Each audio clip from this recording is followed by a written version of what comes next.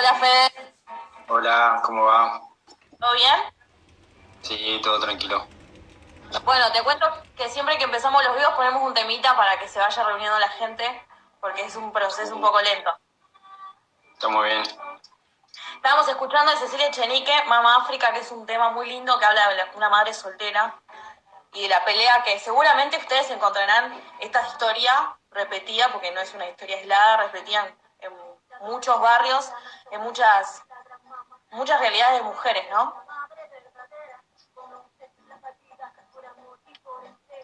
¿Me escuchás?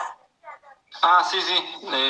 Sí, es alguno de los planteos que como organización trabajamos habitualmente y un poco Ajá. las compañeras lo que vienen diciendo es que en la cuarentena esta situación se ha agravado, se ha multiplicado, un poco por la inacción del Estado, la falta de políticas públicas ante esta situación y por el otro lado también un poco la parálisis de la justicia, que también responde un poco a la falta de políticas públicas. Entonces, una de las cosas que se vienen trabajando con mucha fuerza es un poco la situación de, por un lado, contener como organización, desde lo económico, pero también desde acompañar los casos y presentar las denuncias correspondientes.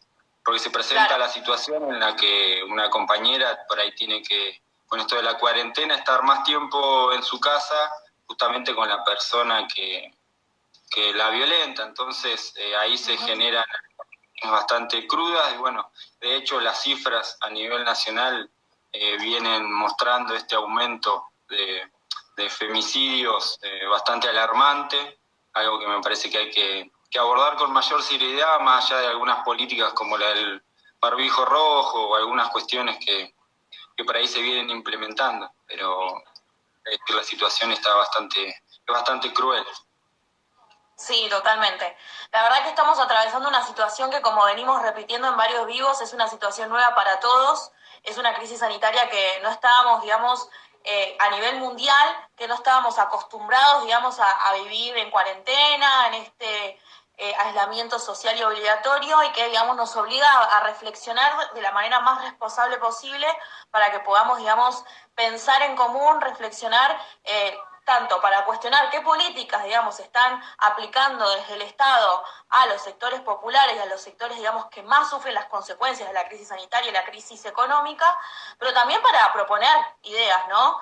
Que muchas veces, y lo que venimos también denunciando con muchos medios de comunicación, sobre todo los masivos, hoy no nos permiten, digamos, poder llevar esas propuestas al aire para que la mayoría de la población hoy las pueda escuchar. Bueno, para los que se están sumando, hoy charlamos con Federico Hierro, él es referente de la organización Frente de Organizaciones en Lucha, es una organización popular, barrial, que está en todo el país, un movimiento social que es muy conocido en la Argentina, y hoy nos pareció importante charlar con él para poder discutir un poco de lo que, bueno, empezamos a charlar al principio del vivo sobre esta crisis sanitaria que hoy, digamos, los más afectados son los sectores más populares, la clase trabajadora, las mujeres y la juventud. Una de las consignas, Fede, que vi que estaban llevando adelante y que me pareció muy interesante, que es la pobreza es la pandemia. ¿Querés explicarnos un poco, digamos, de qué se trata esa consigna, cuál es su contenido? Sí, un poco lo que intenta reflejar es que esta situación a nivel internacional no golpea a todos los sectores sociales de la misma manera. Uh-huh. Si bien en los medios hay mucha difusión sobre la cuestión sanitaria, los cuidados que hay que tener, las responsabilidades que como personas e individuos tenemos que enfrentar en la pandemia, por el otro lado se esconde o no se trata de la misma manera la situación de los sectores trabajadores, de los sectores precarizados, de la clase trabajadora en general, que un poco lo que viene a manifestar o profundizar esta pandemia tiene que ver con los flagelos que vivimos cotidianamente. Entonces, hay situaciones en todo el mundo, en Latinoamérica, en nuestra provincia, en los que esta pandemia ha profundizado y ha dejado al desnudo la precariedad del sistema capitalista para abordar las desigualdades sociales. Entonces tenemos por ahí posteos o imágenes de, bueno, quédate en tu casa, la gente haciendo ejercicio o con una casa con un montón de habitaciones en lo que cómodamente se puede transitar la pandemia, y por el otro lado, incluso con sueldos fijos y garantizados, y por el otro lado tenemos situaciones de hacinamiento social, tenemos situaciones de violencia de género como habíamos comentado antes, tenemos situaciones de falta de trabajo, hambre, falta de servicios básicos, es decir, hay un combo de situaciones que ponen de manifiesto algo que ya se venía viendo, pero que la pandemia lo hace más crudo. Es decir, al no poder reproducir nuestras vidas desde lo cotidiano, es decir, salir a ganarse el pan, a hacer changas, los sectores precarizados estamos mucho más expuestos ante esto y se ven situaciones muy, muy graves, es decir, falta de poder llevar a partir del trabajo, poder llevar la comida, situaciones de familias muy numerosas en casas muy chicas. Se da una combinación que para nosotros, por eso nos parece que la pandemia es la pobreza, es decir, porque pone al desnudo la situación que el sistema, en términos habituales, lo trata de camuflar y esconder, pero esto lo hace incamufable. Tal cual. La verdad que es verdad, o sea, el capitalismo, digamos, siempre mostró caras muy crudas, digamos, y siempre lo hemos visto en los medios, como por ejemplo los bombardeos en Siria, los bombardeos en Palestina, la gente que cruza el mar Mediterráneo y que muere, digamos, en las profundidades del mar.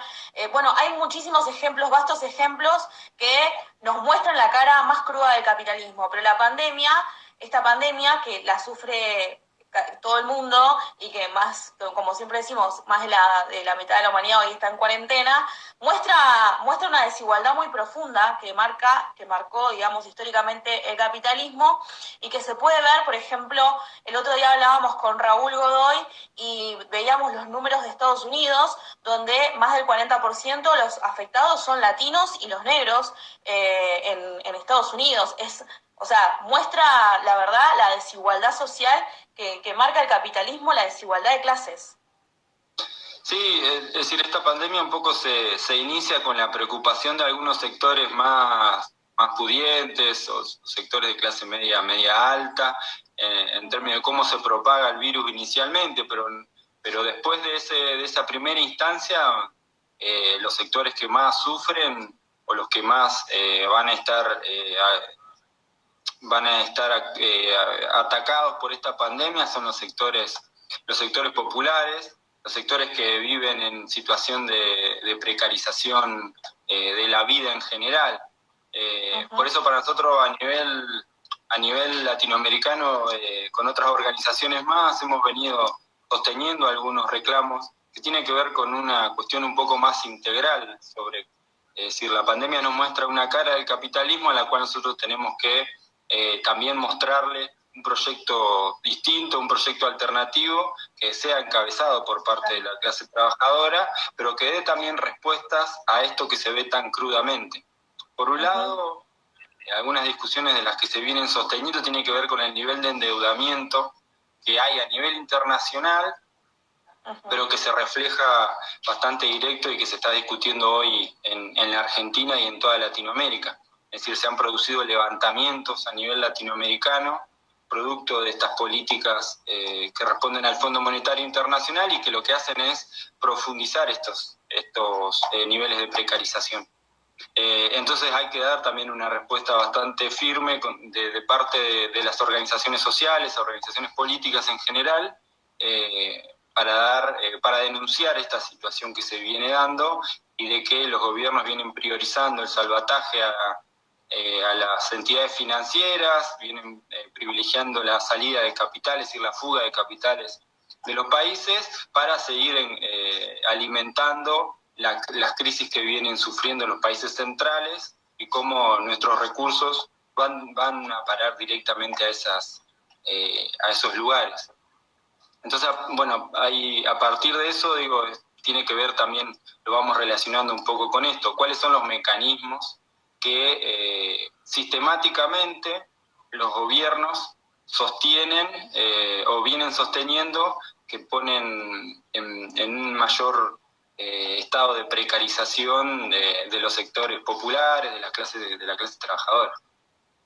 Totalmente. Bueno, de hecho, mientras vos hablabas y planteabas esto en el terreno de Latinoamérica y cómo, digamos, el endeudamiento lo que hace, digamos, es empobrecer aún más, digamos, a sus poblaciones, digamos, hubieron dos países en particular en Latinoamérica que se levantaron reclamando, bueno, Ecuador fue un claro ejemplo de una pelea y donde lo protagonizó el movimiento indígena, y yo creo que, digamos, a todos nos sorprendió y nos conmovió y teníamos ganas de que se siga reproduciendo por toda Latinoamérica, porque la verdad que fue un ejemplo clarísimo como un pueblo, como la clase obrera con el movimiento indígena protagonista, las mujeres y los jóvenes empezaban a cuestionar justamente este endeudamiento. O los hermanos del otro lado de la cordillera, los hermanos y las hermanas chilenas, que también empezaron a dar una pelea importantísima contra la reducción, digamos, de lo público y contra también estos endeudamientos que ajustan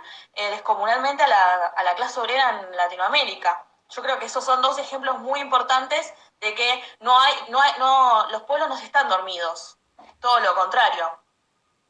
Sí, claro.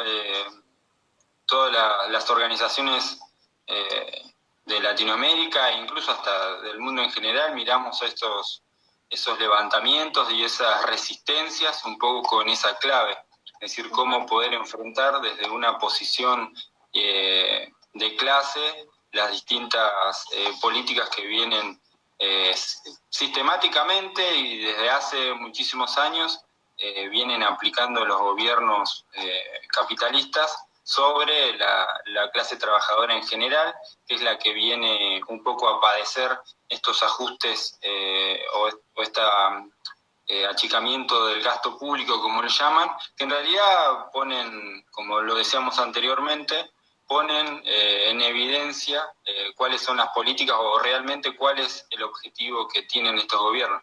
Ahí en Ecuador y en Chile, un poco lo que nos muestra o lo que nos da un poco de esperanza es esto de cuál es el camino para enfrentar un poco esta situación. Si bien entendemos que hay distintos tipos de gobierno en Latinoamérica, hay una cuestión que a la hora de plantearse una salida con respecto al Fondo Monetario Internacional, muchas de las políticas son similares. Es decir, no se puede avalar seguir pagando deuda, incluso no denunciar la estafa que ha sido la deuda en general y la etapa del macrismo también en particular, como los grandes fondos financieros internacionales han utilizado estos mecanismos para enriquecer o para fugar capitales. Y eso hay que denunciarlo con mucha claridad y a su vez hay que adoptar medidas muy concretas. En la Argentina lo que se está proponiendo es tirar la pelota para adelante, es decir, pagarles, pero más adelante, y para nosotros también es un error porque nos sigue poniendo en esta situación de tener que en algún momento dejar de privilegiar la situación y los padecimientos que se vienen teniendo en pos de pagar una deuda que es una estafa, que es ilegítima y no hay ninguna intención de ni investigarla ni dejar de pagarla. Entonces, un poco la situación de algunos pueblos de Latinoamérica intentan revertir esa situación. También déjame decir que también de la mano de esto también tenemos que repudiar el golpe en Bolivia, es un golpe de Estado que también eso nos pone algunas discusiones en relación a cuál es el papel de los gobiernos y el imperialismo en Latinoamérica y que todavía están dispuestos a avanzar con golpes blandos o golpes duros con tal de mantener su control, su hegemonía. Sí, como digamos estos gobiernos post-neoliberales, como se los llamó en su momento, también permiten, digamos, el avance concreto de la derecha. sin plantear un tipo de resistencia. Eso por lo menos es un cuestionamiento que nosotros venimos haciendo, digamos, esto de plantear pagar las deudas fraudulentas que son una estafa, como vos bien decías, y que terminan, digamos, priorizando, como bueno, hace el fin de semana cuando habló Fernández, planteó claramente que una de los puntos de su agenda política y económica es seguir pagando la deuda externa. Pero bueno, venimos de una crisis capitalista que empezó, digamos, a surgir en el 2008 y que se le suma esta crisis sanitaria que indudablemente decanta en una crisis económica mucho más profunda que terminamos pagando las consecuencias los trabajadores, las trabajadoras. Y yo quería preguntarte, ustedes, FOL, para los que no saben, digamos, es una organización que está en el territorio, que tiene comedores, merenderos, talleres culturales, es una organización muy presente en los barrios, y quería preguntarte cómo ves esta crisis sanitaria y económica ahora que se está profundizando, cómo se ven los barrios concretamente. Sí, bueno, al principio por ahí no lo contamos, el FOL es una organización territorial, una organización que se propone organizar y dar y llegar a los sectores de la clase más explotada, es decir, nosotros entendemos que hay un componente que es estructural del sistema que tiene que ver con la precarización laboral. No solo con la desocupación, sino hay sectores de la clase que van a transcurrir su vida sin encontrar un trabajo formal. Sí. A partir de eso, el FOL lo que intenta hacer es una organización que se nuclee y dé una pelea en cuanto a la precarización. Ahí, en los barrios, lo que viene pasando desde hace décadas, a partir de los 90, un poco con la profundización de las privatizaciones, queda mucha gente en la calle y sin trabajo. Después viene también la crisis del 2001 y esto hace que casi un 40% de la población de la Argentina, y se repite en situaciones similares en Latinoamérica, no tenga la posibilidad de conseguir un trabajo estable como medio de vida. Entonces, a partir de eso se van generando organizaciones que planteen estrategias con respecto a eso. Nosotros somos una organización que siempre parte de lo más básico, que tiene que ver con garantizar la subsistencia de los compañeros y las compañeras. Y a partir de la organización poder ir generando algunos otros espacios de organización. Entonces tenemos comedores, merenderos, espacios de niñez, espacios productivos de distinto tipo, y después también espacios culturales que nos permita también dar esta pelea más cultural, valga la redundancia, sobre entender un poco cuál es nuestro papel y cuál es el rol que tenemos la clase trabajadora también como para generarnos una salida. Entonces, actualmente hoy en los barrios de Neuquén lo que se ve es una situación bastante preocupante. ¿Por qué?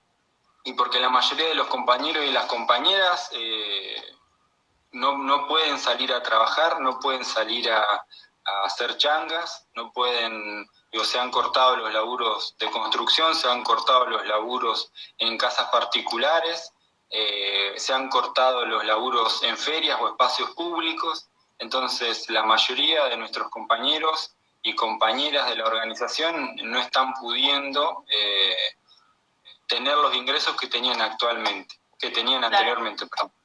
Y eso genera una incertidumbre muy grande. Si bien desde el Estado se han implementado algunas políticas, como la asignación universal, como la tarjeta alimentar o como el IFE, el ingreso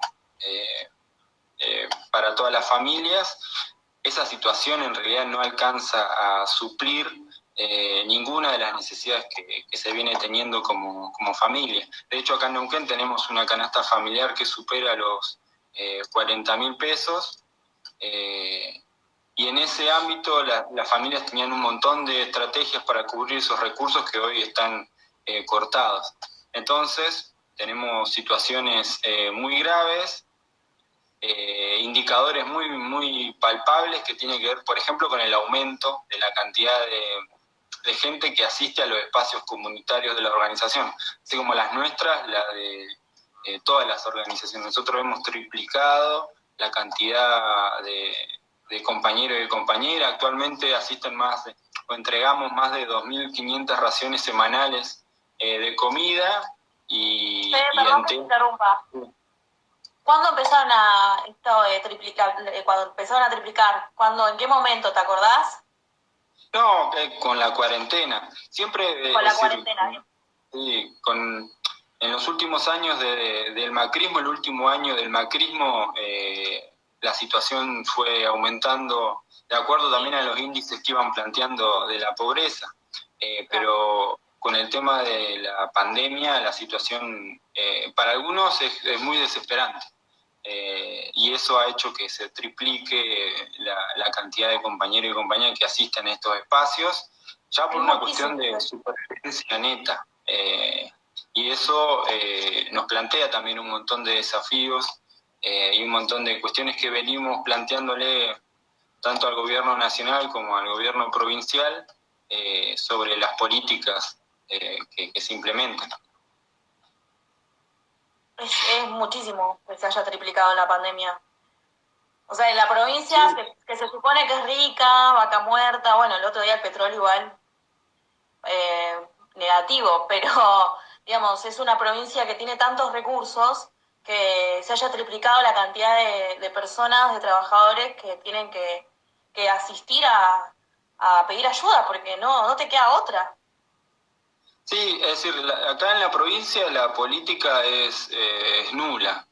El gobierno aprobó por la legislatura un endeudamiento para hacer frente a la crisis, destinar recursos al Ministerio de Salud y por el otro lado asistir a familias, y de hecho no han cambiado el esquema de asistencia que tenían antes de la pandemia. La situación o la asistencia sigue siendo la misma. Eso demuestra la poca preocupación que tiene el Estado provincial en contraposición a cómo se mueven con rapidez con respecto a las discusiones que hay para salvar a las petroleras en cuanto al establecimiento del barril criollo, generarle la rentabilidad a las petroleras. En esa emergencia sanitaria se habían dispuesto una serie de medidas que igual no superaban la asistencia de alimentos, y sin embargo eso no se ha implementado de una manera, por decirlo de alguna manera, transparente. No hay, si bien la provincia ha salido a dar algunos datos o números de a cuántas personas asisten, de hecho no hay un mecanismo claro y tampoco han aumentado en la cantidad que haría falta. Nosotros venimos planteando hace algunas semanas algunas reivindicaciones a la provincia. Una tiene que ver con instalar un comité de crisis en el que participen las organizaciones para abordar algunas problemáticas. Venimos planteándole la necesidad de un abordaje sanitario y de kits de higiene, es decir, cómo elaborar esto en espacios donde se ha aumentado mucho la cantidad de personas que asisten. Y por el otro lado, las cuestiones más concretas, el aumento de los alimentos y después el aumento de los programas sociales en cuanto a la desocupación. Y eso no ha tenido ningún tipo de respuesta. De hecho, la única respuesta que obtuvimos fue que nos mandaron a la policía y amenazas de causa cuando nos hacemos presentes en alguna dependencia pública.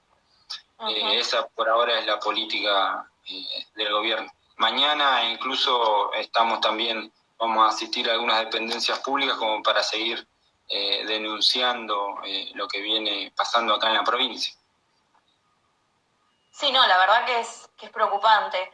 Digamos, esto, cómo priorizan, ¿no? Digamos, que siempre nos dicen que tenemos que hacer esfuerzos, solidarizarnos, quedarnos en casa, pero terminan poniendo todo el dinero, digamos, en las petroleras, en los subsidios que son mayores que las regalías que reciben, y mientras a los barrios nada. Laura Gutiérrez planteó que había pedido 35.000 unidades alimentarias, evidentemente eso no llegó al barrio. Bueno, la verdad que es lamentable como... Sí, perdón, Fer.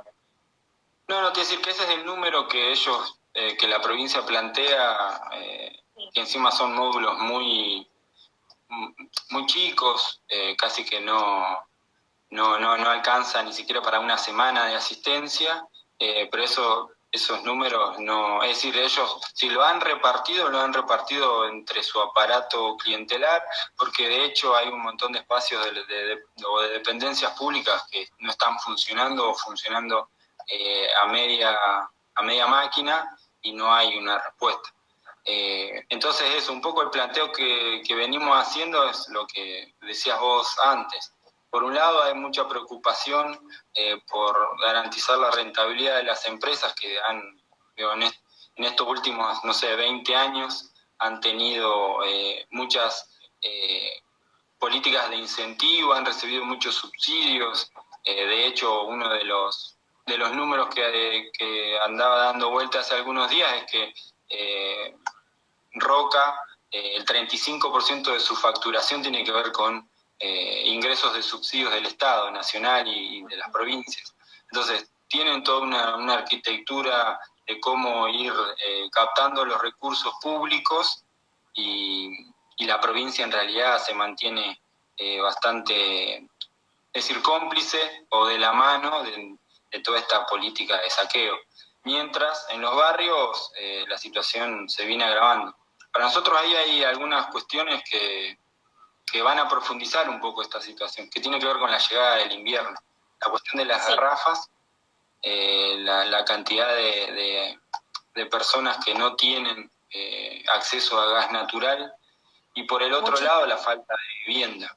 En la provincia existe un déficit habitacional muy alto, se calcula de 70.000 familias, y eso hace que cada invierno sea una situación más cruda, y en el marco de una pandemia internacional esta situación puede generar situaciones muy crueles. Entonces, a partir de eso, nosotros entendemos que hay que salir a la calle, si bien hay que respetar algunas cuestiones en términos sanitarios de la pandemia, de todas maneras entendemos que tenemos que seguir denunciando algunas cosas, porque si nos quedamos en nuestras casas, está claro que la política del Estado no va a llegar para este sector de la clase.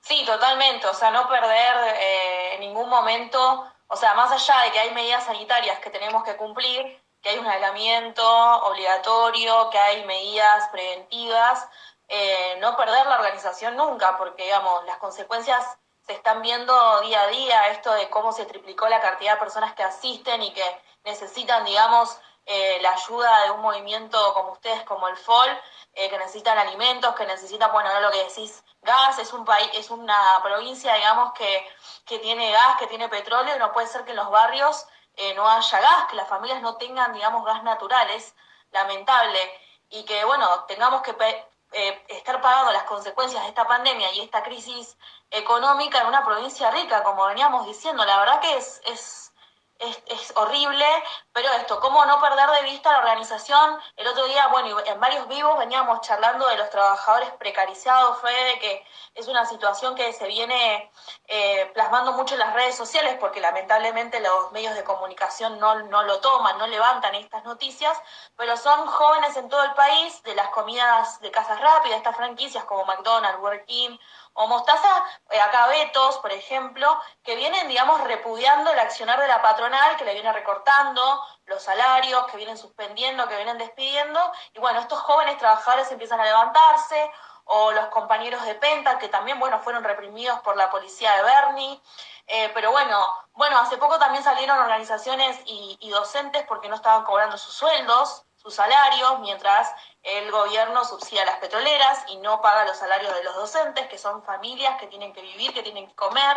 La verdad que es una situación muy crítica, y que es importante cómo las organizaciones sociales, las políticas, empezamos a plantear una alianza obrero y popular también para dar pelea fuerte, digamos, con un solo puño a este gobierno que la verdad que nos está dando migajas y a veces ni siquiera eso. Sí, en el discurso presidencial de ayer y en los anteriores también, la nota que siempre queda ausente tiene que ver un poco con eso. Si bien se estableció se estableció una ley que paraba los despidos. De hecho, esa ley es letra muerta y esta situación viene avanzando. En los sectores más formales, pero también en los sectores informales, la cantidad de despidos, también por lo que nosotros vemos cotidianamente con los compañeros y las compañeras, ahí va en aumento, y la situación post-cuarentena nos parece que nos plantea desafíos muy grandes, porque la situación va a ser bastante, por lo menos para nosotros, va a ser bastante caótica, en el sentido de que va a haber un montón de sectores de la sociedad que van a salir a plantear sus reclamos. Algunos ya se vienen haciendo durante la cuarentena, otros un poco también por el miedo que se genera por esta cuestión coercitiva, las multas, y la cuestión de que la policía te detenga si estás circulando en la calle, muchas veces también genera un poco de miedo. Pero entendemos que esta situación se va a ir profundizando, producto de no tener básicamente que llevar a la casa. Y eso también nosotros entendemos que es necesario una estrategia coordinada de todos los sectores, de todas las organizaciones, para un poco hacer frente a esta estrategia de las patronales, que tiene que ver con aprovechar estas situaciones de crisis para despedir, para perseguir políticamente, para deshacerse de delegados. Es decir, las estrategias de siempre en crisis se ven mucho más profundizadas. Y un poco también la situación un poco de las centrales obreras, que lo que medio que están haciendo en este contexto es negociar cuál va a ser el descuento salarial, cuando en realidad tendríamos que tener una estrategia política en la que no se permita ningún tipo de descuento ni ningún tipo de despido en estos momentos. Entonces, por un lado te quieren poner el impuesto a los ricos, que sería progresivo en algunos términos, habría que ver cuál es la discusión de fondo, pero por el otro lado te plantean los mismos sectores políticos una estrategia de rebaja de los salarios, que termina beneficiando a esos mismos que quieren ponerle un impuesto. Entonces quedamos en una suma cero, en la que lo que termina un poco poniendo en evidencia es que la clase trabajadora siempre termina pagando un poco los platos rotos de esta crisis. Sí, ¿no? Porque el impuesto a las grandes fortunas, primero, los trabajadores venimos, bueno, yo no, pero muchos laburantes pagan el impuesto a la ganancia, por ejemplo, ¿no? Vienen una ganancia que no, es un salario, porque trabajás y cobras un salario, sos asalariado. Ahora, el impuesto a las grandes fortunas se tendría que haber hecho hace muchísimo tiempo y no se hizo, y hay que ver, como vos decís, de estudiar muy bien qué quieren plantear, porque ¿a dónde va esa plata? ¿Y cuáles van a ser las grandes fortunas? Entonces, bueno, también Nico Del Can y Romina del Pla, del Partido Obrero, bueno, plantearon un proyecto alternativo también como para hacer frente, digamos, a esta situación de un impuesto realmente a las grandes fortunas, que aproximadamente en el país son 15.000 personas a las que hay que cobrarle un impuesto para poder dar salarios de cuarentena a la gente que hoy necesita y que no tiene para comer. Hay un proyecto, y hablamos de los reclamos, y quería traer esto a colación. El otro día hubo un reclamo de los trabajadores del Castro Rendón, que también salieron a la calle con las medidas de prevención y todo lo que eso conlleva. Pero bueno, salieron a la calle porque, bueno, la primera línea, que son los trabajadores de la salud, hoy vienen también siendo afectados por la pandemia, porque están trabajando en condiciones desfavorables, digamos, en los hospitales, salitas y sanatorios. Bueno, de hecho tenemos un ejemplo que es privado, en este caso el de Río Negro, pero 14 contagiados, la verdad que es un número que da miedo. Bueno, los trabajadores de la salud salieron, y al mismo tiempo, digamos, quería plantear, y que me parecía importante, cómo las trabajadoras textiles se pusieron a disposición inmediatamente del Servicio Público de Salud y empezaron a crear y a reorientar su producción a hacer barbijos. Bueno, ahora ella, junto con el Consejo Deliberante y con Andrés Blanco, que también es diputado por el Frente Izquierda, están proponiendo un proyecto para que se pueda, digamos, repartir los barbijos de manera gratuita en el municipio. Eso me parecía importante remarcarlo, cómo también las gestiones obreras en este momento están poniéndose a disposición, digamos, del sistema de salud, de los trabajadores que hoy no pueden acceder a un barbijo, o que, bueno, todos nos estamos haciendo el tapabocas, pero que sería mucho más factible que el Estado lo garantizara. ¿Cómo tendría que garantizar tantas cosas que es lo que venimos hablando? Sí, de hecho existen un montón de estrategias populares o de la clase de cómo hacer frente un poco a esta situación que son completamente ignoradas por los gobiernos y que en realidad dejan en evidencia la poca importancia que se le da en estas instancias. De hecho, las salitas en los barrios hace mucho tiempo que están desfinanciadas, que no tienen la cantidad de personal suficiente, que no tienen la cantidad de medicamentos suficientes. Y como decimos, en esta pandemia se profundiza mucho más todo esto que se viene viviendo y casi que los trabajadores y las trabajadoras de la salud son los que vienen un poco poniéndose al frente de toda esta situación. E incluso hasta en la cuestión de las trabajadoras de la educación también vienen un poco poniéndose al frente de muchas de estas situaciones. ¿Por qué? Porque la escuela termina un poco siendo la referencia barrial de las distintas situaciones de crisis que se viven en los barrios. Nosotros estamos trabajando también ahí bastante en coordinación con algunas personas, un poco porque también entendemos que la escuela y la salita de salud son los espacios fundamentales en los cuales mucha gente se apoya en esta situación. Y en contraposición el Estado viene desde hace mucho tiempo desfinanciando. Nosotros también, ahí hay compañeras de la organización del FOL que en el taller textil también se han puesto un poco a elaborar barbijos y hemos también repartido más que nada también en los cumpas y como para también aportar un poco a esta situación en la que no todos tienen para comprarse barbijos y ante una situación de pandemia es necesario tener. También le hemos hecho este planteo de que el Estado garantice eso. Nosotros también ponemos a disposición, así como las obreras textiles, nuestro trabajo, pero que el Estado también ponga algo a la hora de cómo poder enfrentar. Lo que te decía antes, venimos reclamándole hace un montón de tiempo esta cuestión de los kits de limpieza para espacios comunitarios. Al ampliarse tanta la cantidad de gente que asiste, es necesario poder profundizar las medidas de higiene. Sin embargo, no hay ningún tipo de respuesta frente a esto. Es decir, lo único que ha salido a responder el gobierno han sido cuestiones muy menores en relación a la cantidad por ahí de asistencia que está dando en términos alimentarios, pero después en términos de una estrategia que no sea en los grandes hospitales, es decir, donde está la mayoría de la gente, en las salitas de salud o en los barrios, la política ha sido cerrar espacios más que abrirlos y que trabajar en conjunto. Entonces, bueno, ahí eso lo pone un poco de manifiesto la poca preocupación que existe por parte del gobierno.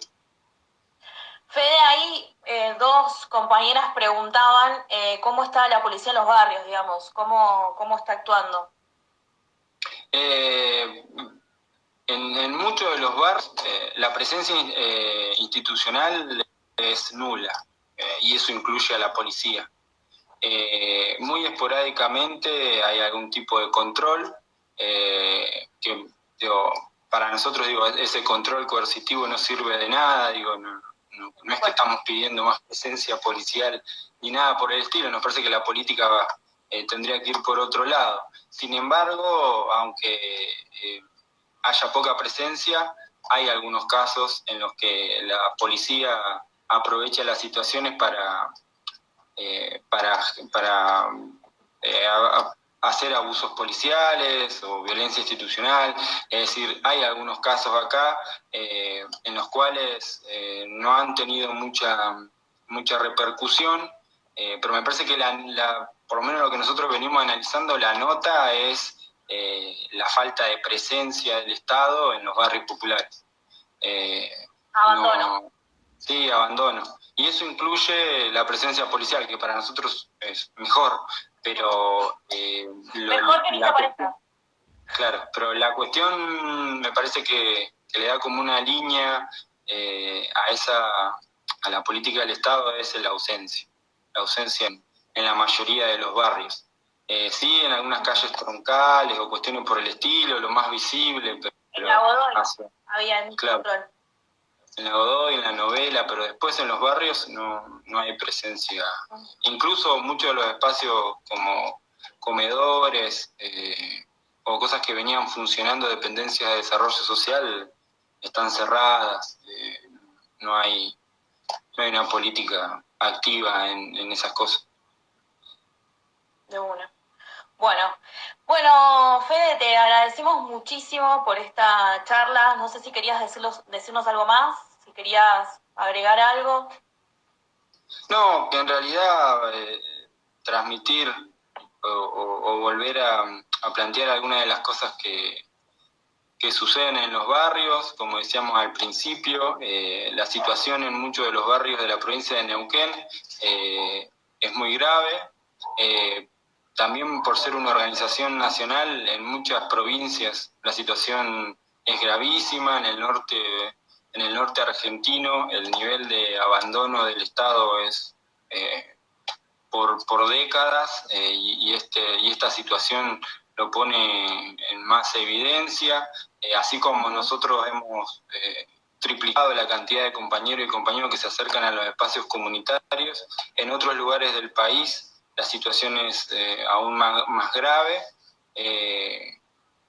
Y bueno, un poco también dejar claro quiénes son las personas o las compañeras que se ponen un poco al hombro todas estas tareas que se vienen haciendo, exponiendo su salud o su situación, así como los trabajadores y las trabajadoras de salud están ahí en una primera línea. Muchas compañeras de nuestra organización están también hace muchas semanas trabajando todos los días, un montón de horas, para asistir a un montón de familias, para garantizar un montón de espacios comunitarios, merenderos, comedores, y eso también para nosotros tiene un reconocimiento muy importante. Tampoco pretendemos el reconocimiento del Estado, pero sí nos parece que como organización es necesario revalorizar el papel de muchas compañeras, de muchos militantes que se vienen poniendo al hombro esta situación de pandemia frente al abandono del Estado. Entonces, eso un poco para conectarlo a lo que decíamos al principio de la charla, muchas compañeras son las que están al frente de todo esto, también en una situación de crisis en relación a situaciones de violencia de género. Entonces, muchas de las cosas que se vienen haciendo son producto de la militancia de esas compañeras en los barrios, que es necesario darle mayor protagonismo y plantear que en esta situación de pandemia la respuesta siempre viene del lado de las organizaciones populares. No necesitamos el ejército en los barrios para garantizar ninguna de las tareas comunitarias que venimos haciendo. Lo que necesitamos es mayor reconocimiento de las organizaciones frente a porque las organizaciones también nos planteamos estrategias en relación a cómo abordar esta pandemia o esta situación sanitaria.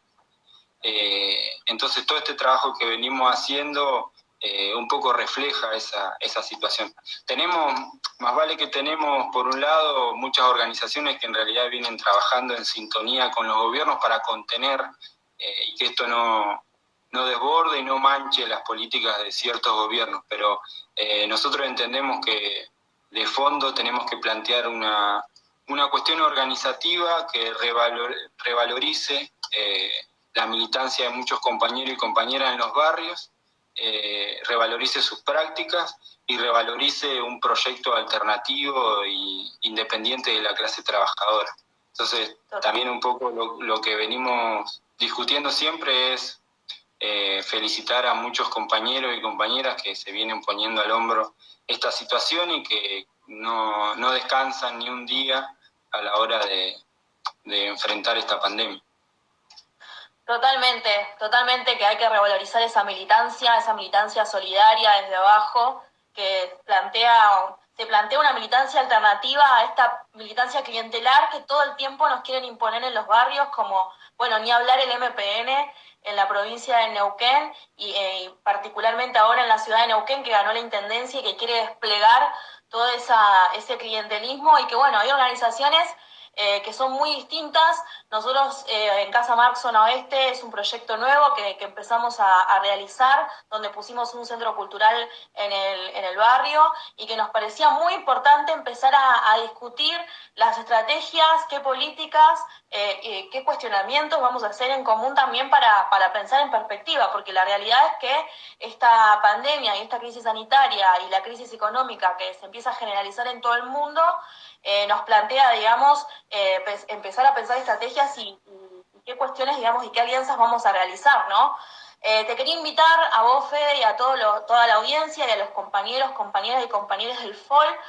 Vamos a hacer un acto internacionalista el 1 de mayo, donde, bueno, queremos invitarlos a todos. Va a ser vía redes sociales, Facebook, YouTube e Instagram. Bueno, donde van a hablar distintas organizaciones hermanas del PTS en el Frente de Izquierda a nivel internacional. La FT, así nos llamamos la fracción trotskista, Cuarta Internacional, y además vamos a tener un acto del Frente de Izquierda Unidad, así que bueno, queríamos invitarlos a participar a través de las redes sociales, y bueno, y a seguir pensando en común, digamos, con qué perspectiva, con qué estrategia vamos a avanzar para que estas consecuencias de la crisis no la tengamos que pagar siempre los mismos, ¿no? Sí, déjame agregarte dos cosas que se me estaban pasando. Una tiene que ver con la situación que se viene atravesando en la meseta y por el otro lado en la toma Casimiro Gómez. Hay en algunos lugares de la ciudad donde la situación de la pandemia, como decía antes, se ha profundizado y estamos acompañando a compañeros y compañeras productores independientes en la meseta, donde la situación económica, social y sanitaria es casi inimaginable. Me parece que es uno de los lugares donde más el Estado ha escondido a las clases populares y donde se vienen organizando para enfrentar el vacío del gobierno. Básicamente los compañeros están viviendo en el basural. Su único medio de vida que tienen es la cría de animales y producto de esta situación la única respuesta que han recibido del gobierno es la represión, es decir, los compañeros se acercan al basural para conseguir comida y la policía los reprime y no ha dado ninguna respuesta, es decir, se le han muerto la mayoría de los animales, muchas familias en un estado de abandono muy preocupante y también en estos días vamos a un poco salir a denunciar y a ir a un par de lugares más públicos como para poner en evidencia esta situación. Y por el otro lado, la situación que está en la toma Casimiro, ahí también en la meseta, en la que no ha habido ningún tipo de respuesta por parte del gobierno y las familias están abandonadas ahí en la toma sin posibilidades de acceder o a pasar alimentos, es decir, también cuando hablábamos del control policial me olvidaba un poco de estas dos situaciones en relación a que la única respuesta es reprimir o incluso intimidar a las familias que la están pasando muy mal ahí arriba, es decir, no hay no hay agua, hace mucho frío y no ha habido ninguna respuesta del Estado. Si bien han puesto como en stand-by la cuestión del desalojo, nos parece que es necesario otro tipo de respuesta, porque hay muchas familias, muchos niños, muchas mujeres que necesitan una respuesta distinta al abandono. Es decir, es necesario tomar una determinación con eso y lo que se viene proponiendo básicamente es el reparto de tierras y la construcción de viviendas con un método popular que no siga beneficiando a las grandes constructoras o al aparato clientelar del MPN. Entonces, en ese área de la ciudad vienen sucediendo cuestiones muy graves. Por ahí en los medios se toma de una cuestión más amarillista o incluso hasta romantizando la pobreza, que es necesario denunciar y poner sobre la mesa. Totalmente. Bueno, y este plan también de obras públicas que viene proponiendo las gestiones obreras, justamente de que se pueden hacer más hospitales, más escuelas, más viviendas para poder, digamos, abordar estas problemáticas que vienen siendo históricas ya, digamos. Bueno, Fede, te agradecemos mucho la comunicación. Esperemos que se siga repitiendo. Te mando un abrazo y desde ya un abrazo gigante a todas las compañeras, compañeros y compañeras del FOL que vienen dando una gran pelea en los